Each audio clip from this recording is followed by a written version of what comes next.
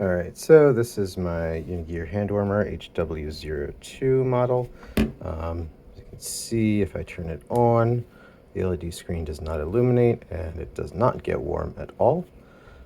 Pressing and holding the up button for temperature, which is supposed to show the battery percentage, does not cause the LED screen to illuminate. Plugging it into a known good USB-C charger doesn't light up the screen at all, but it will actually output some voltage. So if I plug in a device to the USB-A port, it will cause that to charge rapidly. So it is outputting power. It's just not doing any hand warming action. Additionally, I can actually measure the voltage coming out of this thing. So I have a bench power supply here. If I measure the voltage coming out of the USB-C port, I don't have that cable handy right now, but I can actually charge this thing too.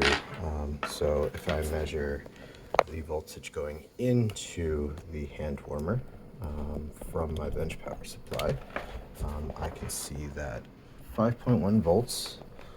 If I plug this thing in, power on, it takes a second for the USB-C handler to initialize, and then it charges at 5 watts.